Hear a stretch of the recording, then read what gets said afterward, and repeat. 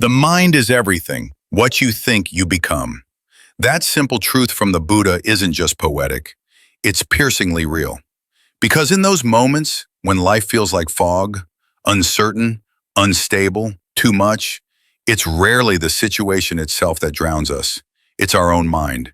The endless noise, the stories we tell ourselves, the what-ifs that spiral and steal our peace. You see, Buddhism doesn't promise to remove the storm. It simply shows us how to sit in the eye of it, calm, grounded, breathing. It reminds us that peace isn't something you chase, it's something you return to. And this video is exactly that, a gentle path back. Back to your breath, back to the part of you that's still. Back to the version of you who isn't constantly at war with your own thoughts. So if you're tired of the noise, if you're quietly breaking beneath the weight of what you can't control, then take a deep breath and let's walk together, back to where your peace has always lived.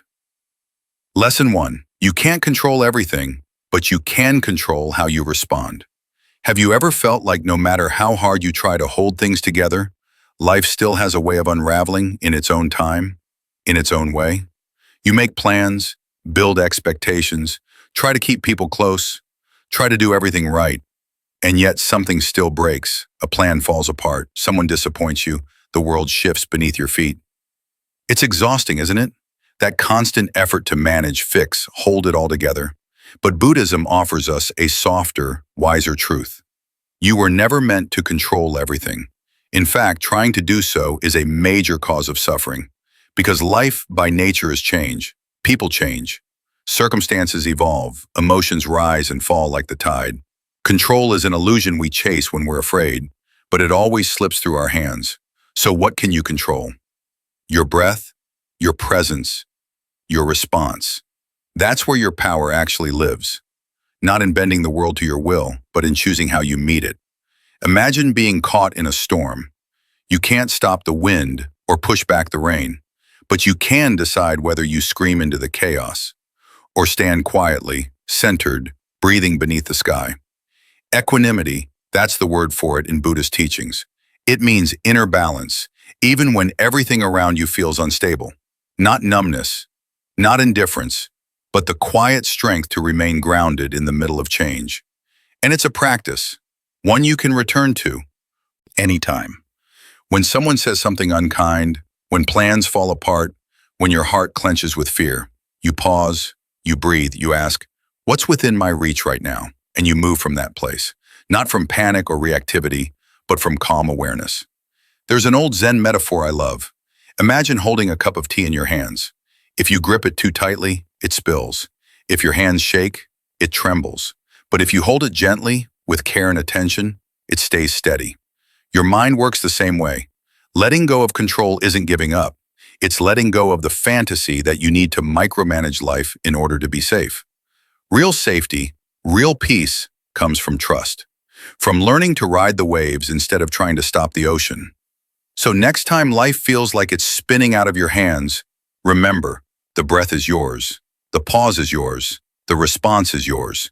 And in that space between what happens and how you meet it, you reclaim your peace. Let's walk on. Lesson 2. Your thoughts are not always the truth. Let's continue because here's something few people are ever taught, and yet it changes everything. Just because a thought appears in your mind doesn't mean it's true. That may sound simple, but really take it in. We often mistake our thoughts for facts. I'm not good enough. I'll never get through this. Everything's falling apart. These phrases don't just pass through our mind. We believe them. We hold on to them. We let them shape the way we feel, the way we breathe, the way we live. But Buddhism reminds us, the mind is like a wild monkey, jumping from one fear to another, restless and loud. And the thoughts it throws at you, most of them aren't rooted in truth. They're habits, echoes, old emotional loops that your brain has practiced over time, often in moments of fear or pain. That doesn't make them your fault, but it does mean you don't have to believe them. Imagine this. Your thoughts are clouds. Some are light and drifting, others are dark, heavy, even stormy. But none of them are the sky. You are the sky. Your awareness is wide, calm, steady.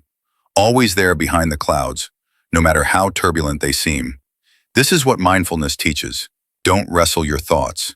Don't believe every voice in your head. Just notice, that's just a thought. Breathe in, breathe out. Let it float by. Because every time you pause to observe rather than react, something shifts. The thought loses its grip. You reclaim your calm. And with practice, you begin to recognize which thoughts serve your peace and which ones don't. I once worked with someone who constantly doubted herself. Brilliant, kind, deeply capable, but her mind would whisper, "You're a fraud. You'll mess it up." Over time, she began to see those thoughts not as truths, but as patterns. And when she stopped believing them, she started living. She took risks. She let herself be seen. And that changed her life. You can do the same. Next time a fearful or shaming thought shows up, don't rush to push it away. But also don't invite it in for tea. Just sit beside it. Watch it come. Watch it go. You are not your thoughts. You are the one watching the thoughts. That simple shift, that breath of space between the thought and your reaction, is what frees you. It's not about getting rid of negative thoughts. It's about not letting them drive the car. So, are you ready to take the wheel back? Let's keep going. Lesson 3, focus on the present, not the prediction. There's a moment, subtle quiet, when your mind starts drifting into the future. You feel it, right? That tightening in your chest, the shallow breath, the sudden swirl of what if? What if I fail? What if I lose everything? What if I'm not strong enough to handle what's coming? And just like that, you're no longer here. You're somewhere else entirely, a future you can't touch, control, or predict. And yet, it holds you hostage. This is the silent trick of the anxious mind. It pulls you out of the now and into a future shaped by fear. But Buddhism reminds us, the future does not exist, not yet. The only thing that's real, the only place where peace can actually live, is now. Right here, right where your feet are, right where your breath is. The mind loves to make movies, scenes of disasters, imagined failures, stories with tragic endings. But most of what we fear never happens. The anxiety isn't from what is, it's from what might be. That's why mindfulness brings us back, not to avoid reality, but to return to it. To remind us that in this exact moment, you are okay. You are breathing. You are alive. You are safe. Try it now. Feel the air entering your nose. Notice the sounds around you. Feel your feet on the floor. This is presence. And this presence is powerful. It doesn't mean the future disappears, but it means you're no longer living inside it. You come home to yourself. A friend once told me, when I start to panic about what's next, I ask, what's actually happening right now? That question saved her more times than she could count. So next time your thoughts start spinning into the unknown, pause and ask, am I okay in this moment? Can I take one mindful breath? Can I trust that this step is enough? Because you don't need to figure out the next 5 years right now. You just need to be here for the next 5 seconds, and then the next, and the next. Life is lived in breaths, not predictions. In peace, it's not in the future you're trying to control. It's in the present you keep forgetting to feel. So come back. This moment is waiting for you, and it's enough. Lesson 4. Not everything deserves a reaction.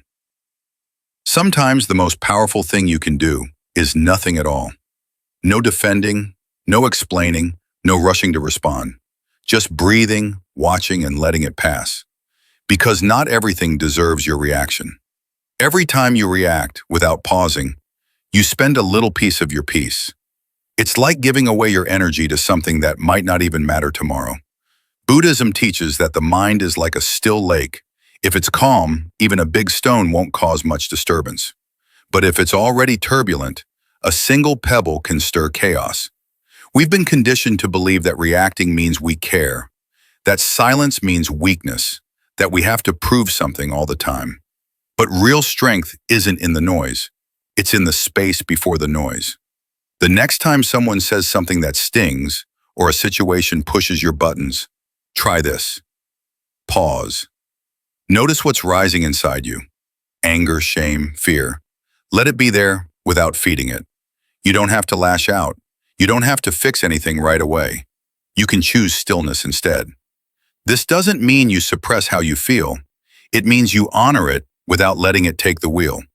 You watch the emotion like a cloud passing by without jumping in. I once worked with a man who used to react to everything, emails, traffic, even small talk. It all triggered him. He said it made him feel alive, but really, he was just tired all the time. When he started practicing the pause, just 3 seconds before responding, everything changed. He stopped giving away his energy. He started choosing peace over performance. That's what this is about. Not becoming passive, but becoming wise. Protecting your energy like you would protect a sacred space. So the next time your instinct says react now, try saying instead, let me breathe first. Sometimes the pause is the most powerful answer you'll ever give, because not every storm needs thunder. Sometimes the calm is louder than anything you could say. Lesson 5. Even your worst days are building you. We all have days that leave a mark, days that feel like everything is falling apart, when you lose someone, fail at something, or feel like the ground is slipping beneath your feet. And in those moments, it's easy to wish it all away. But here's a truth many of us forget. Even those heavy, painful days are building you, not breaking you, building you. Buddhist teachings often say no mud, no lotus. Just like a seed must push through layers of dark, heavy soil before it ever sees the light, you too grow through what burdens you. Pain teaches in a way comfort never could. It humbles you. It deepens your empathy. It shows you how strong you can be when there's no choice but to keep breathing. There's a Buddhist concept called turning poison into medicine. It means transforming suffering into wisdom. Not by pretending it didn't happen, but by sitting with it, learning from it, letting it carve you into someone more real. Think about your hardest moment. Maybe you were grieving. Maybe you were lost. Maybe you didn't even recognize yourself anymore. But somehow, you're still here. You made it. And whether you see it yet or not, you're different because of it. More grounded, more tender, more awake. The truth is, pain softens the parts of us that are too rigid. It shakes loose the ego, the certainty, the illusion of control. And when all of that crumbles, what's left is often more honest. We think strength looks like perfection, but real strength often walks out of the storm barefoot, bruised, but still breathing. So if you're going through a hard chapter right now, maybe don't rush to escape it. Sit with it. Listen to it. Let it teach you what peace never could. And if the weight feels like too much today, just remind yourself this. The seed doesn't bloom overnight, but under pressure and with time, it always reaches the light. Lesson 6. Listening to silence to discover wisdom. In a world constantly filled with noise, notifications, opinions, endless updates, silence has become something rare, almost unfamiliar. But in Buddhist teaching, silence isn't emptiness, it's space, a sacred space where real clarity can finally rise. The Buddha spent much of his life in meditation, not to escape the world, but to see it more clearly from within. Because when the mind grows still, something subtle begins to shift. We start to notice that much of our fear, anxiety, or restlessness doesn't come from the world outside. It comes from the layers of thought we haven't yet examined. When you sit in silence, not forcing anything, not chasing any answers, you begin to hear what's been buried underneath the noise. You hear your breath. You feel your heart beating. And for a moment, you remember you're alive. That moment isn't dramatic. It doesn't shout. It's more like sunrise after a long night, quiet, gentle, but undeniable. That's how wisdom often arrives. It's not found in loud answers or clever words. It appears when you're still enough to sense it. That's why Buddhist practice values inner stillness, not as a technique, but as a doorway. In silence, you might realize your anger isn't about what just happened. It's tied to an old wound. You might see that the anxiety you've been carrying is rooted in an identity you feel you must protect. And sometimes you discover there's nothing to fix, just something to let be. Listening to silence isn't about being passive. It's about coming home, back to the part of you that's always been here, beneath the roles, the noise, the effort to become. In Buddhism, this insight is known as vipassana, Wisdom born, not from thinking harder, but from seeing deeper. And to see deeper, we need space. Not more information, not more opinions, just space. So if life feels too loud, too cluttered, too fast, step back. Turn down the volume. Let the silence do what it does best. Reveal what matters.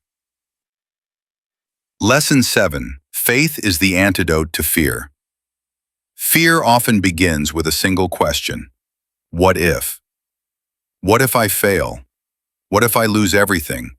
What if I'm not enough? It spirals from there, pulling us deeper into imagined outcomes we can't control. That's what the anxious mind does. It projects shadows onto a future that hasn't even arrived. But faith is different. In Buddhism, it's called saddha. Not blind belief, but inner trust built through experience. It's the quiet strength that says, I don't know how this will unfold, but I trust I'll walk through it. Fear wants clarity. It wants guarantees, but life doesn't offer those. And trying to force certainty only deepens the fear. Faith, on the other hand, doesn't wait for the whole path to be visible. It takes the next step, even in the dark. It remembers, I've made it through storms before, I can make it through this one too. One way to cultivate faith is simple but powerful. Remember your past strength. Think back to a time you didn't know how things would work out, but somehow they did. You didn't have all the answers. You weren't at your strongest, but you kept going anyway. That memory is proof. Proof that fear doesn't get the final word. Resilience does. Buddhism also reminds us of anicca, impermanence. No feeling, no situation, no hardship lasts forever. Storms move on, pain shifts, even fear changes form. And when your faith feels thin, lean on others. A friend, a teacher, a practice that grounds you. You don't have to carry everything alone. The path may not be easy, but you are not walking it empty-handed. You carry all the wisdom, strength, and stillness you've gathered so far. So when fear comes, and it will, don't try to outrun it. Just meet it with presence and with faith. Because even if you can't see the full map, sometimes all you need is the courage to take one more step forward. Lesson 8. Reframe the problem as a path. What if the obstacle is not in your way, but actually is the way? It sounds strange at first, but Buddhism teaches us that what looks like a roadblock is often an invitation, not to stop, but to see differently. We're conditioned to see problems as signs that something's wrong, that we messed up, missed out, or went off track. But the truth is, every challenge contains a seed of transformation, if we're willing to pause and listen. Imagine walking through a forest and finding a tree fallen across your path. You could stop and turn around, or you could look again and notice a narrow trail winding off to the side, leading somewhere you never would have gone. Life is like that. Sometimes the detour holds the real lesson. Sometimes the delay is the moment that reshapes you. Instead of asking, why is this happening to me? Try asking, what is this teaching me? What part of me is being asked to grow? It's not about pretending things are easy when they're not. It's about trusting that even discomfort has direction. That pain can point you to the deeper work. There's wisdom hidden in frustration. There's insight buried inside fear. And even in confusion, there is a quiet voice inviting you to see more clearly.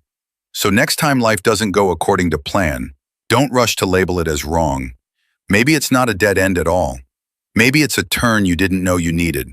The forest is wide, the path is rarely straight, but if you walk with awareness, even the broken branches become part of your journey.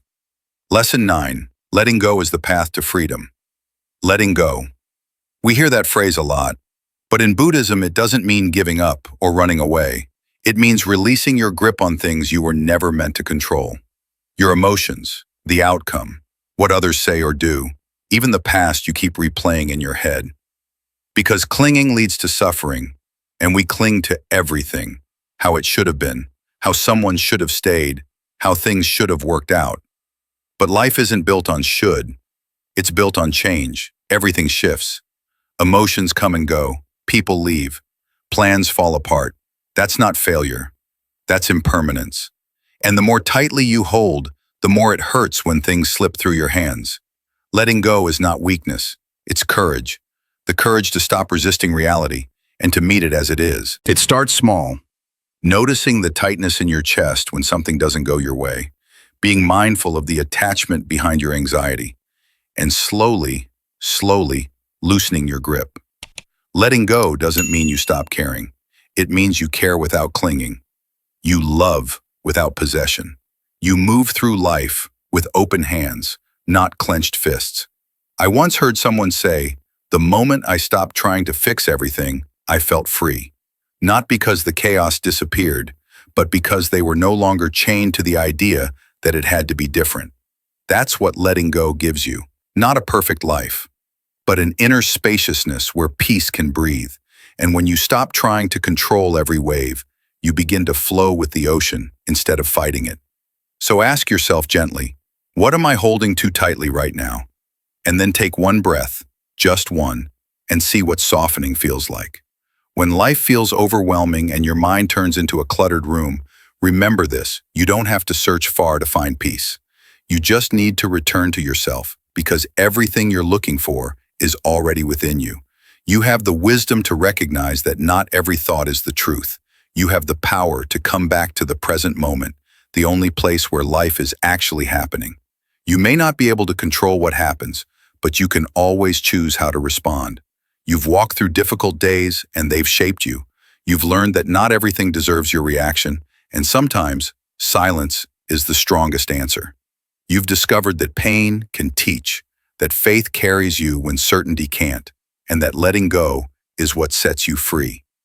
These 9 lessons aren't commandments, they're reminders. Gentle, living paths that you can return to when everything else feels too much. You don't have to remember them perfectly. You just need to come back. Breathe, feel. And if something in these words has stirred something in you, if you feel the need for quiet in the middle of this noisy world, then click like to keep this close. Share it with someone who might need a little peace today. And subscribe if you'd like to keep walking this path with me. Peace isn't some faraway destination. It's here, in the next breath, in the space you choose to come home to.